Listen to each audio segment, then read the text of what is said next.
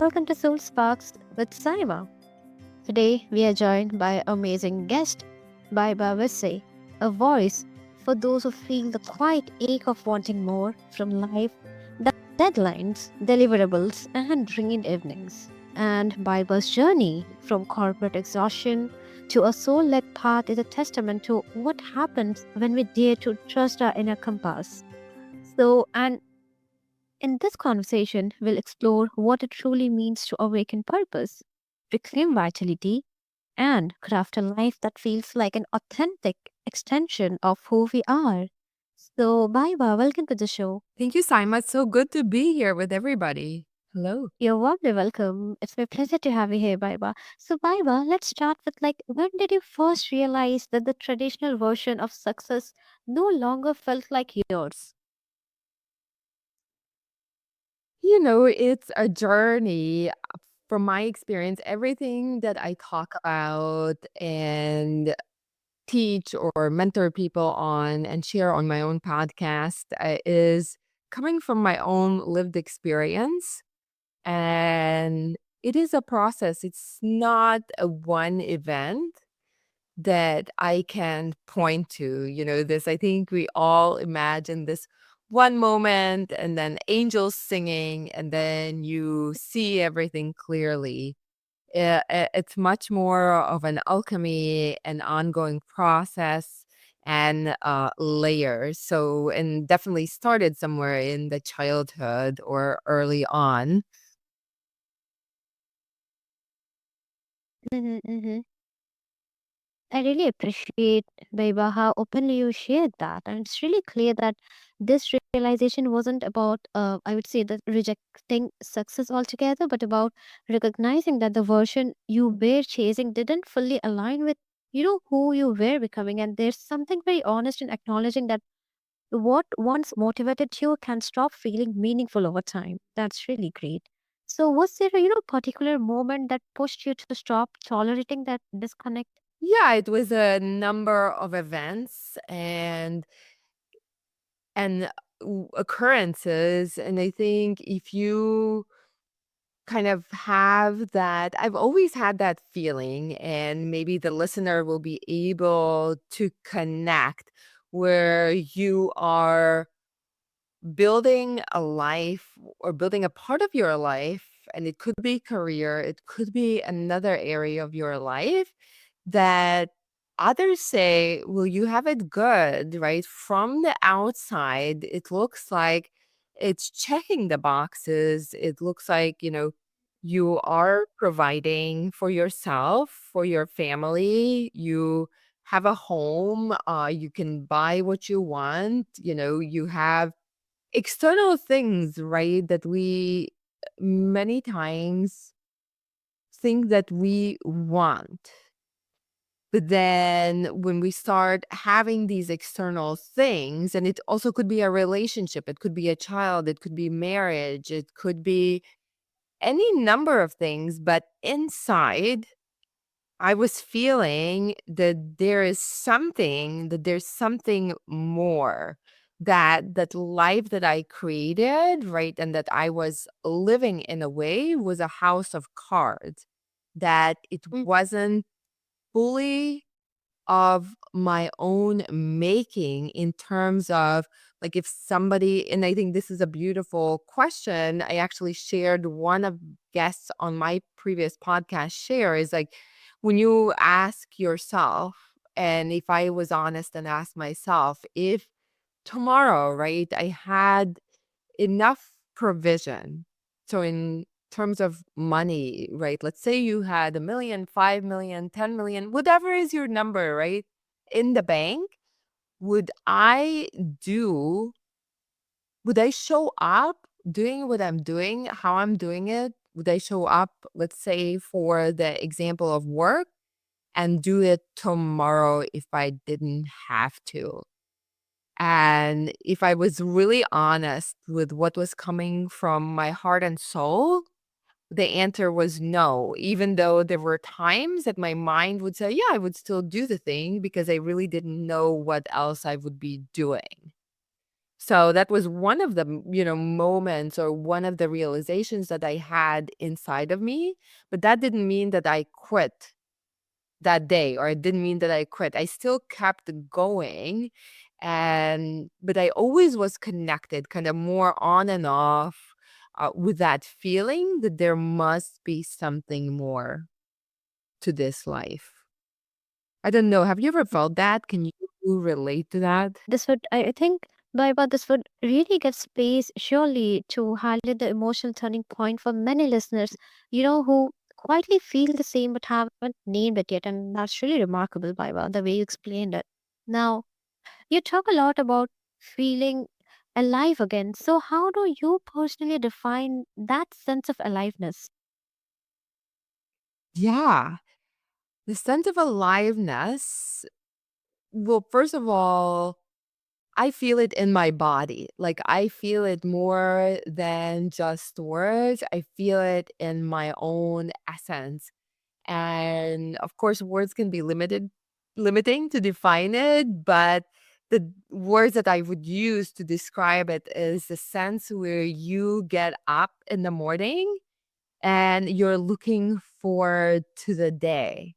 You are not just looking to get through your to-dos, your responsibilities, but you are actually feeling enthusiasm for your own life and that day, even if it's Monday.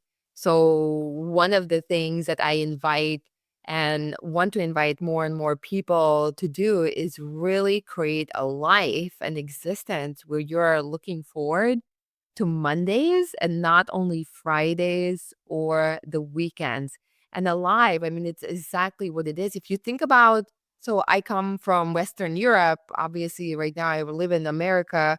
And so it's Christmas has been a tradition or something that, it has been a part of my life. And if you think about a Christmas tree, so during the season of December when we are recording this podcast is also where there's so many lights that people put up. They decorate their Christmas trees, they light candles, they put lights outside of the house. So one of the analogies or definitions of feeling alive is that you feel like that Christmas tree and you literally don't need the outside lights because those lights, that spark is coming from your own essence. Like you are the lit up Christmas tree. That really lands, Beba, because some experiences are meant to be felt, I feel, rather than explained. And the way you describe aliveness as something that lives in the body feels very grounded and real, I would say, almost like a quiet knowing, a return to ourselves beyond words or levels. And it really points to presence, energy, and being deeply connected to the moment instead of just moving through life on autopilot, I would say. So, do you think most people even know what feeling alive truly means? That is a great question. And I love how you paraphrased it. And that is definitely so true. It is a lived experience because in this world, we want to, the definitions, right? The descriptions, the wanting to know how, is coming from the mind. And mind is beautiful, but it's just a tool. It's one of the tools of your essence, right? When you use it, but it also can run amok and can, at least for me, it had me running circuitry, running in loops of not of my own making. So mind is very limited in that sense. So very much it is a lived experience. And as far as other people, so I can only take a guess because I can speak for my and attest to my own lived experience and knowing as it is a process and every day it's something beautiful that unfolds at the next level. But I would say the outcry and the need and the want and this longing to live a life of your own and live a life on your own terms, there given the the how much of it is in the world, I would say no. There's a yearning to, there's a big yearning to, but I think we struggle with it, and I have struggled with it as well. And this is why I'm so passionate about sharing this message and sharing how you can activate your own essence. And this is the way through to that experience of turning on your own light and that feeling alive. That's such a powerful way to frame it, Baiba. And like we are calling it a lived experience on a process that really emphasizes that feeling alive isn't something we arrive at once, and it's something we keep choosing again and again, especially when we decide to live on our own terms. Like you said, it really highlights that how aliveness grows through intention, trial, and self trust, rather than through perfection or certainty. Now, building on that, fear and courage often walk side by side on the path to purpose. So, can you share that how did you learn to coexist with both? Yes, it does exist at the same time.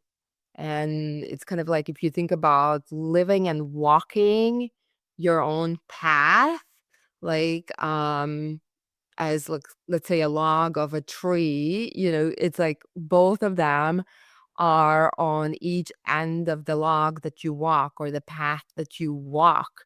And to activate your own essence, and this is where your purpose is coded in. So this is where it's kind of like when you've heard like your purpose is within you and you feel like, well, if it wasn't me then I would know, right?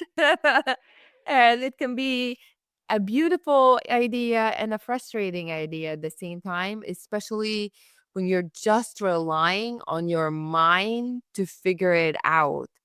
But waking up your essence and waking up the signal, like clearing the distortions in the signal between you, your mind, and your essence, which is so powerful, which is so huge, which has all these answers, takes a lot of courage. And so, this is where kind of the fear, where you literally will have to leave, and this has been my experience. I had, and I'm still deepening into leaving old ways that I've learned, old circuitry that I've ran behind. And this is where it's not always just there's that intention, like you said, that beautiful, a powerful intention.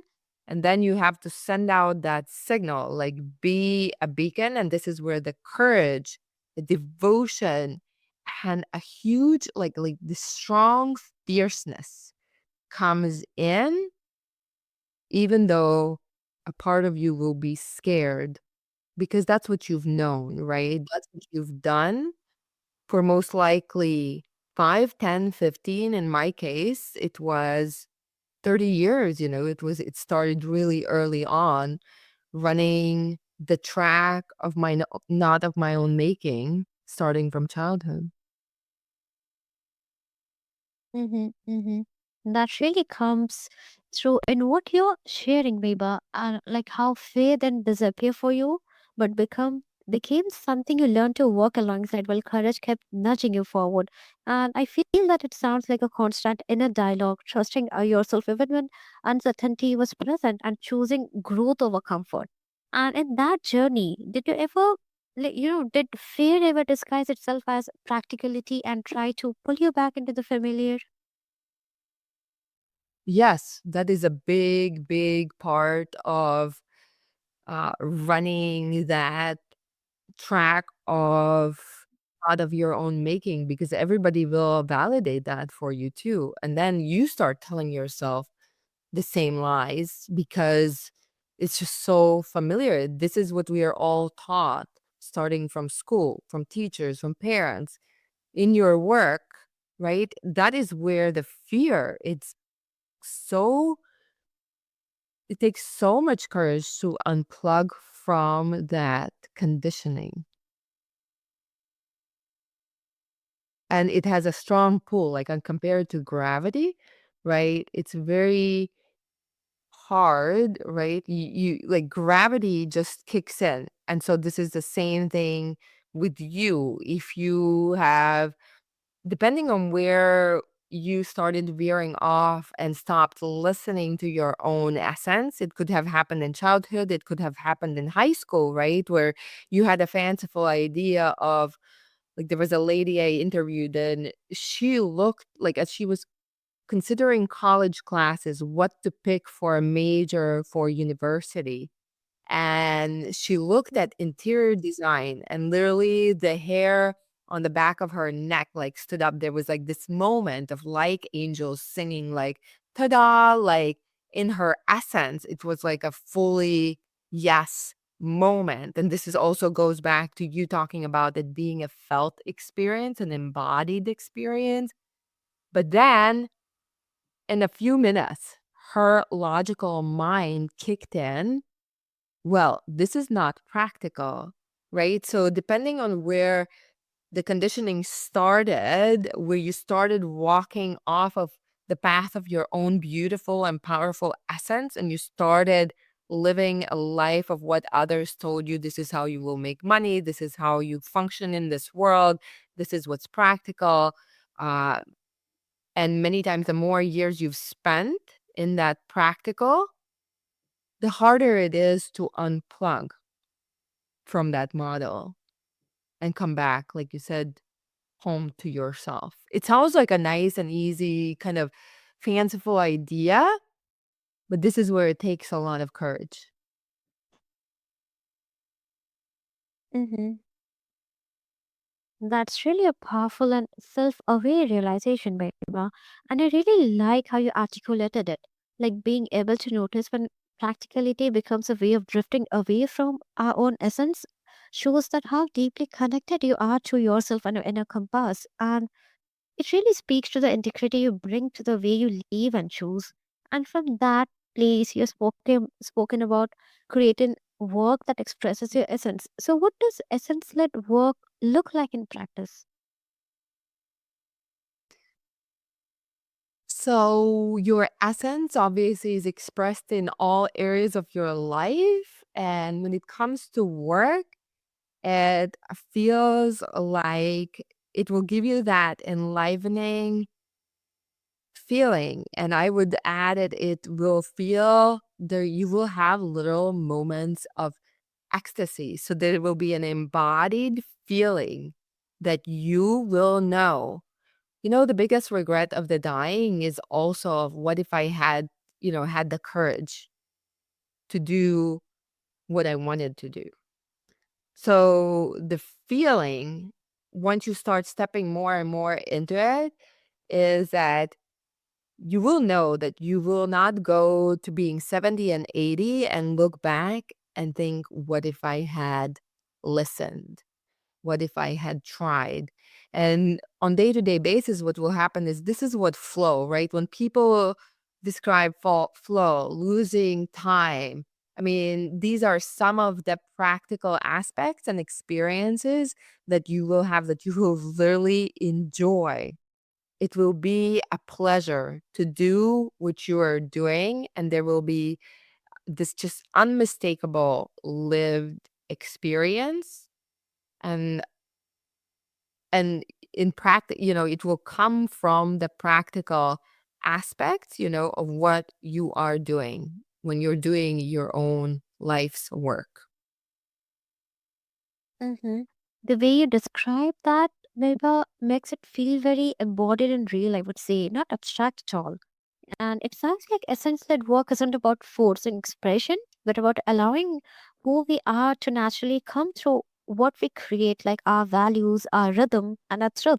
And there's a quite confidence in that, I would say. And it's inspiring for sure because it gives permission to create from alignment rather than expectation. Now, for someone who feels disconnected from the essence, where should they begin? Yeah, that's a beautiful question. And thank you for that question, Saima. And so it depends on the person, but one of I think the starting point is really hearing it, right? It's putting your hand on your heart and acknowledging you don't have to verbalize it. You don't have to tell anyone else. but it starts with you actually hearing that call, actually hearing, is there a disconnect? Is there a longing? Is there this knowing that you, if you're really honest with yourself, that you desire something more? It also could be that in my life, how it was expressed, the misalignment was in my health. I was feeling a lot of fatigue. I was feeling a lack of energy. I was feeling a lot of anxiety. I was feeling stressed a lot of the time. And it's usually the tricky part is that it's all not all or nothing. It's not that all everything about my corporate career was bad. In relationship, it's not like you're being beaten. So that's why it's kind of a slow process. So the first step is really like putting your hand on your heart and just checking in and maybe devoting an hour and just sitting with yourself, and you can get a notebook and write down, like, start to journal and just feel into it. Like, am I living a life that tomorrow, if I had everything, would I choose to live my life like I'm living today? Like, would I wake up and do the work that I'm doing right now? If we're just talking about work and purpose, like, would I choose this job? Would I choose this company? Would I choose this boss? Would I choose these coworkers if I didn't have to? But I think many people won't even have to get that specific. Those are kind of more downstream next steps. But the first step is just listening to that truth, that kind of intuition, because your essence uses your intuition as a language. Just acknowledging and hearing the truth that's coming from your heart. Mm-hmm, mm-hmm. That's really a beautiful and grounded answer, Beba. And I really love how you honor the individuality of the journey instead of offering a one size fits all response. And the image of, like you said, of placing a hand in the heart and truly listening feels so gentle yet so powerful. Like, I feel that it emphasizes that reconnection doesn't come from chasing answers outside of ourselves, but from slowing down enough to, hear what's already there. And the way you frame it as responding to a call shows such respect for inner wisdom and timing, and it really reflects the compassion and depth you bring to your work. Thank you. Yes. And, one of the reasons why we cannot find our purpose, that's one of the biggest questions that people have. And there's so much misalignment, right? So many people do not really look forward to Monday. So many people are just kind of checking the boxes and saying, well, it is what it is, right? This is what the world tells us. You just have to get it done and work to live, right? But part of that misalignment, and why I wanted to invite you or start with that invitation to just listen and acknowledging to yourself, nobody else, but to yourself, is because we have pushed that voice down so much. We try to escape it in so many ways. We are essentially almost gaslighting our own essence and our intuition that it has stopped talking to us. This really offers a powerful, provocative angle. And I would say, yeah, it would surely help listeners understand that purpose isn't abstract, it's actionable and discoverable. And thank you, Weber, for reminding us that our aliveness is not a luxury.